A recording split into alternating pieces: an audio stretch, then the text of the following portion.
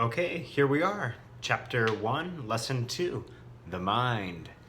So let's jump in.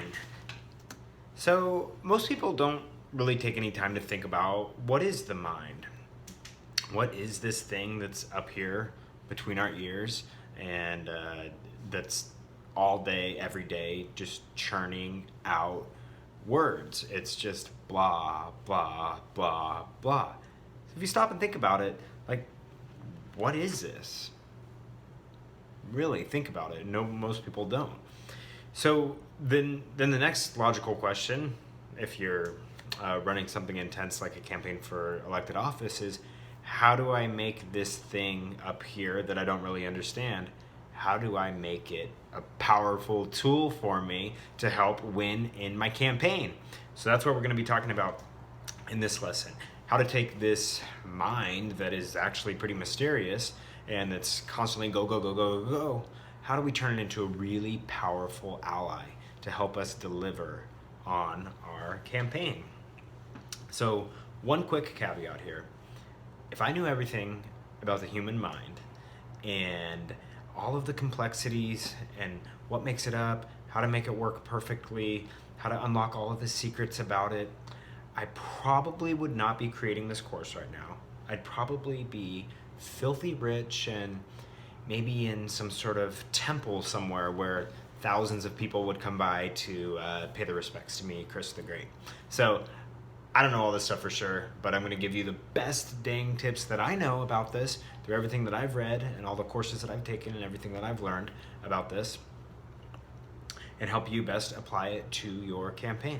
So let's get started. So what is the mind? It's been very mysterious for a lot of people. So I like to think about it in two different ways here. So let's talk about the power of the mind. So how many of you have ever had this moment where the light bulb turned on? Say you're in the shower, you're working out, you're just sitting around being bored, maybe you're just on a nice walk outside, and then boom! Oh my God, like it comes to you. Maybe you've kind of had this idea in the back of your head for a new business, or there's a problem at work that you're sort of thinking through and nothing really useful has come to you, and then all of a sudden it just comes to you and you're thinking, oh my God, how did I become this miraculous, blessed person to have such power between my ears up here in this mind? I really am amazing. Yep. Okay, I've had those moments too, so quit bragging. Just chill. I've had those moments too. But there is a flip side to this. And we'll call that the curse of the mind. So how many have you ever had your heart broken?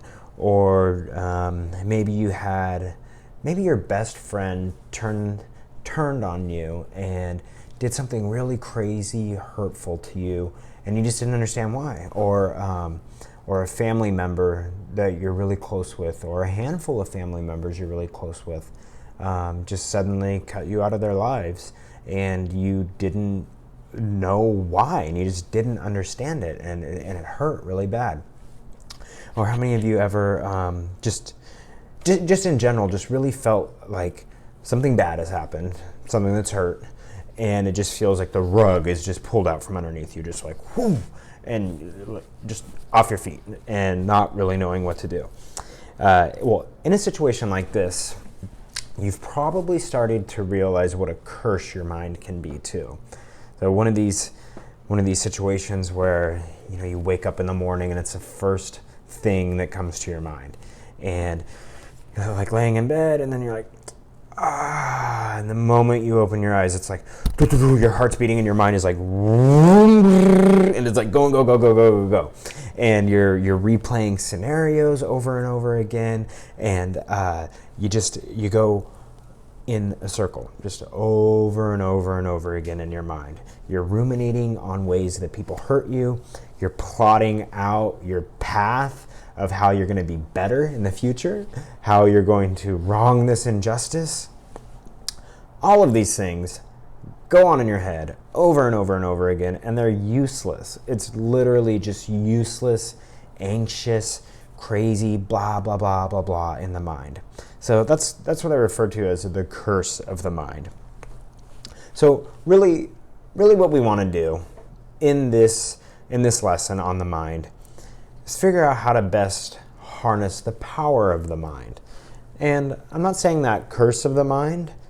Okay, guys, and I'm being kind of dramatic here, but in general, the power of the mind and this like thoughts that are useless and really like chatter that causes anxiety inside of you and just endless mind stuff.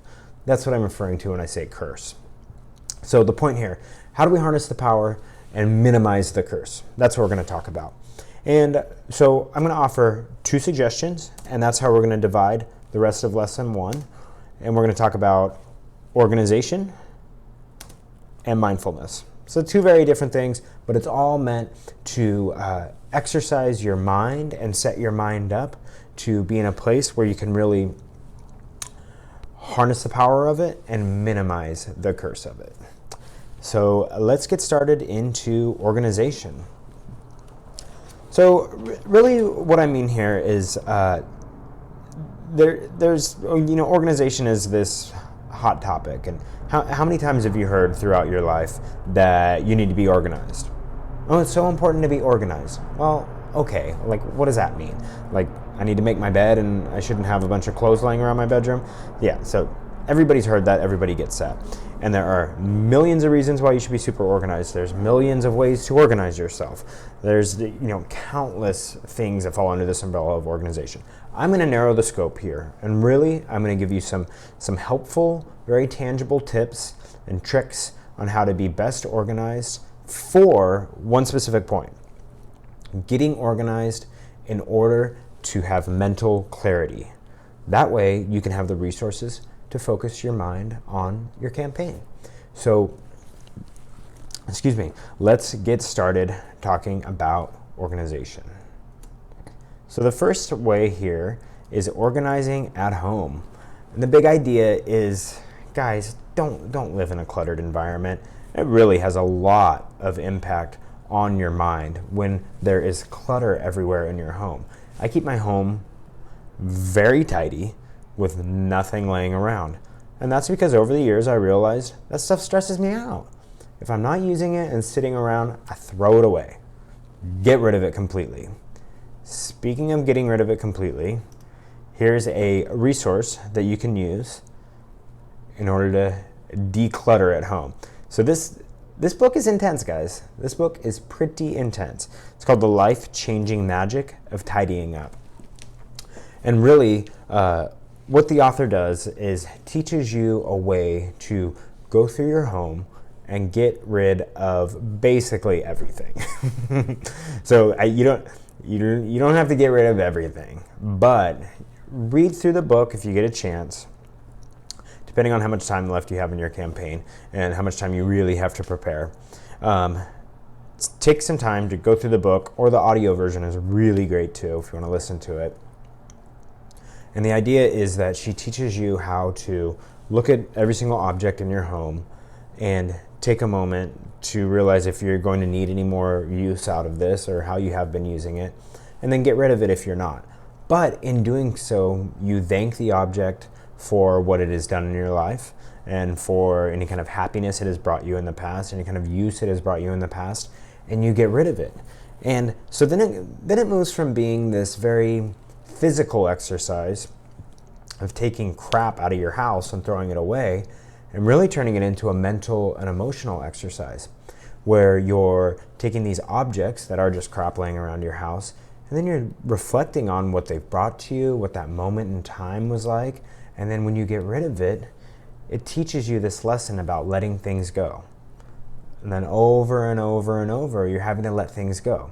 So as you're doing this really starts to become an exercise in your mind, in your mental state, being able to let things go. That's so powerful when you're talking about mental clarity and being in the right space of mind to go about a big giant journey like running for office, is mental clarity that comes from letting things go. Everyone's like, let it go. And you're like, I'm trying to let it go, but I'm still pissed. You know what I mean? So that it is a real art in order to be able to learn to let things go. And this exercise about decluttering your house really, really hits on that point. So the second thing I wanted to talk about here is organizing your time. So having a calendar and organizing your time is all about prioritization. It's all about priorities. So if you want something to be a priority, it has to go on your schedule. We'll talk about this more later on in the course, but the big call out here is that you have to organize your time. There is absolutely no way around this when you're running a campaign. You have to have a tight schedule that's managed either by you or by an assistant that does all of your scheduling for you. And find whatever system works best for you. There's a million software solutions out there for your phone and your computer. Find what works best for you, but you absolutely must organize your time. Everything must go on there.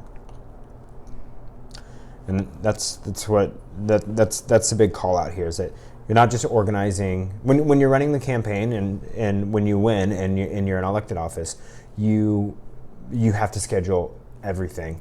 Sorry, even like dinners with your kids, and it has to go on your schedule, period.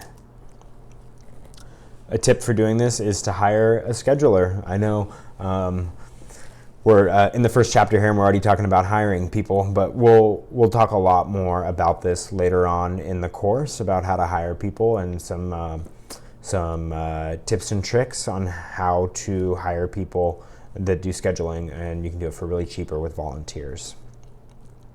So we'll talk a lot about that, virtual options with scheduling. So next point here in organization is organize your ideas. So if you're like me and you're a psycho that's obsessed with whatever project you're working on, you think about it all day, every day. And so like me with this course, I've been thinking about it all day, every day lately.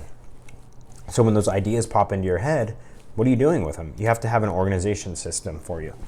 A lot of people send themselves emails. That's what you hear the most. Oh, I just shoot myself an email. I'm not too keen on that. So I'll give you some ideas that I am keen on here. So lists in your phone. I use an iPhone, and there's a very simple program called Notes, and you can have different folders for different ideas or subjects. And in preparing for this course, I have one that just says course because I created it before I knew what I wanted to name the course. And so as things pop into my head, whether it's about things I want to include in the course, how I'm going to market it, any like freebies I want to give away to the students, all that stuff, it's in lists inside my phone.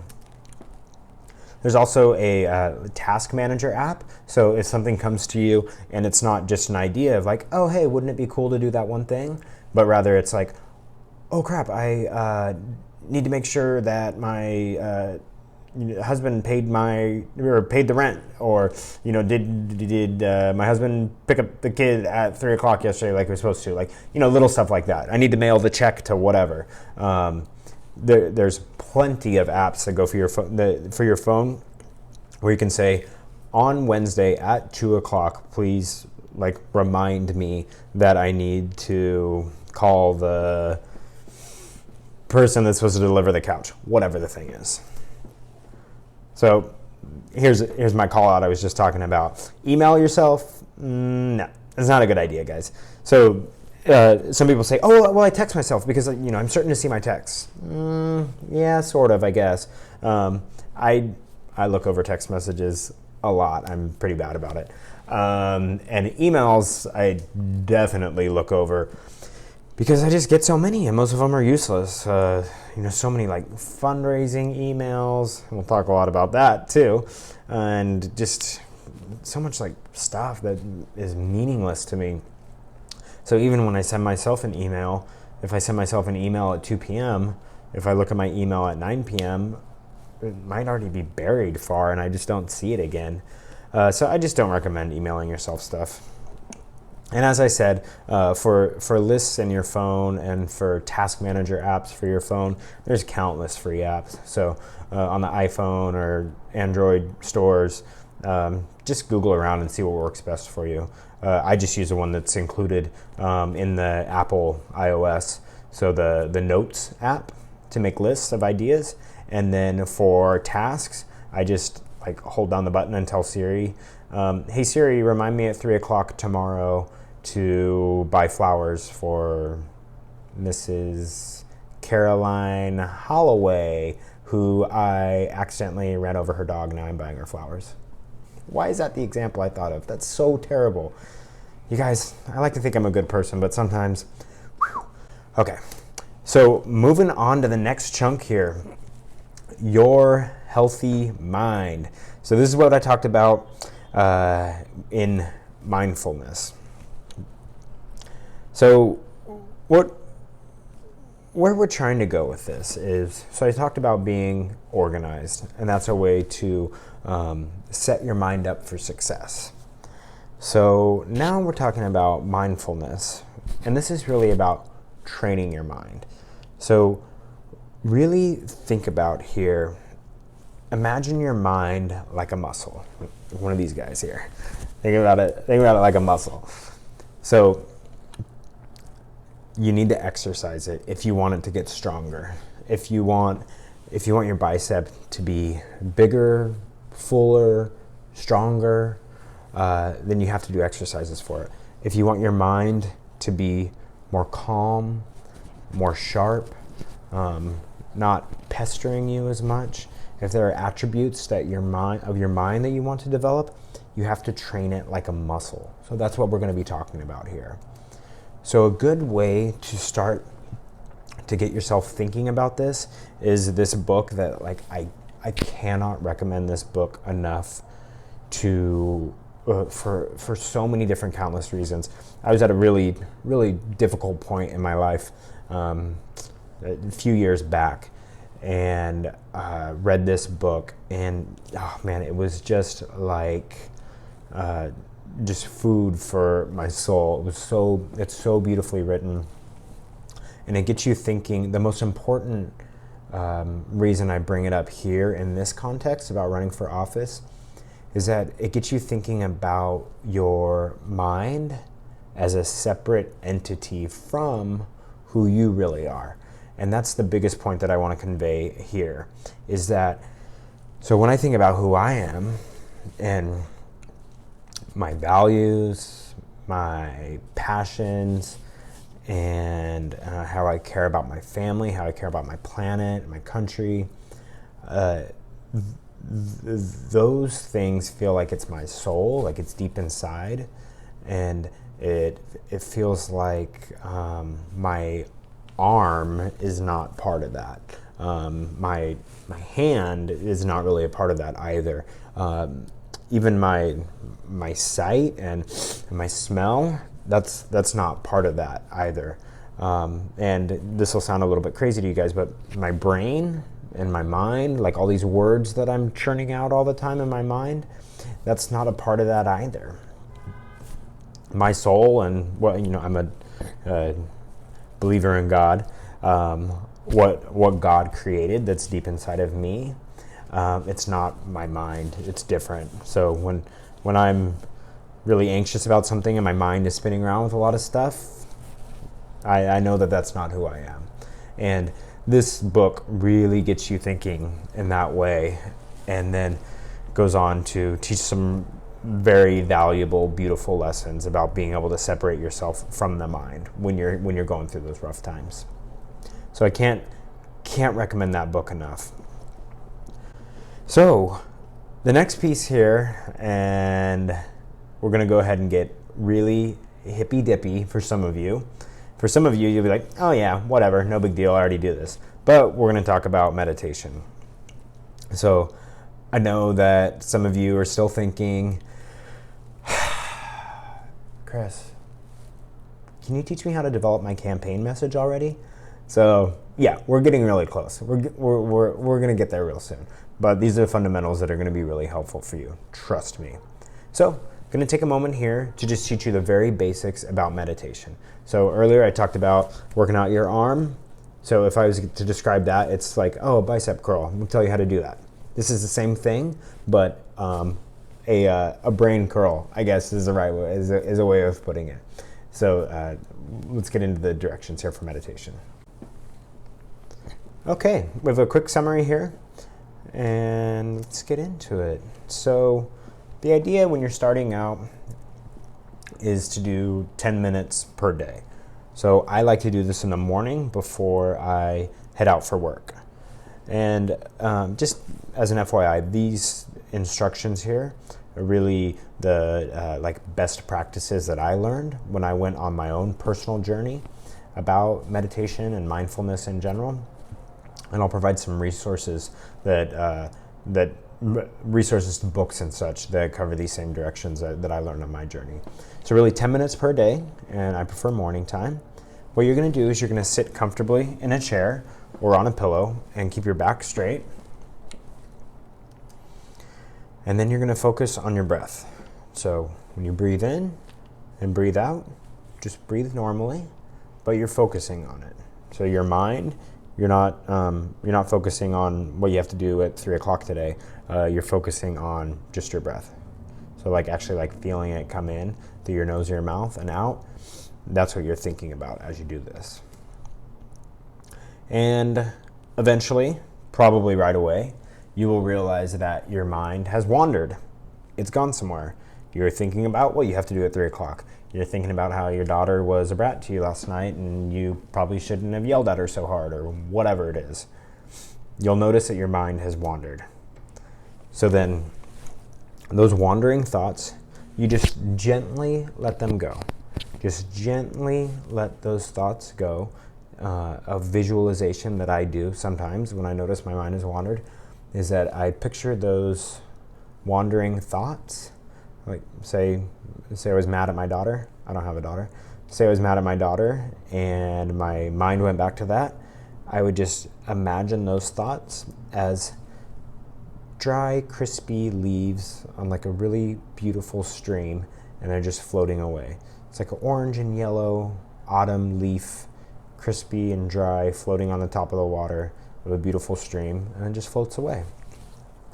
So you let those wandering thoughts go, and you return your thoughts back to your breath. And that's it, guys. You thought I was going to be talking about gurus. I haven't even talked about Buddha. You thought I was going to say something about India. Wrong. This isn't about religion. This isn't about spirituality per se. This is an exercise. It's like a shoulder press, guys. Just doing a shoulder press for your mind. And that's it. You focus on your breath. And then you notice your mind has gone somewhere else. And you just gently let those thoughts go. Those wandering thoughts all over the place. Just let them go.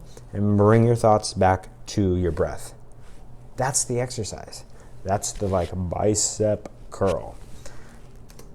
So more resources on this. My favorite author on meditation, this woman named Susan Piver, and she also leads an online meditation community that you can check out. And so just check out her website, susanpiver.com. Not affiliated with her at all, except I like her and I've read her books. She has one called Start Here Now, and that's about starting your own meditation practice. So if that's something you guys have been interested in anyway, I would definitely check that out. And then another one, this is the best book where I've seen meditation talked about as an exercise, like I was just talking about. It's called Turning the Mind into an Ally, and I have it pictured here. And this is really, really good stuff. It's fairly intense at first, and it describes a meditation practice more rigorously than I just did, like your posture and the way that you breathe, and they go into it a bit more than I just did, but it's a very good resource for taking this mind that's all over the place and turning it into a real, in this situation, campaign crusher. So feel free to check those out, guys. All right, that does it for lesson 2, and stay tuned for lesson 3 where we talk about the body.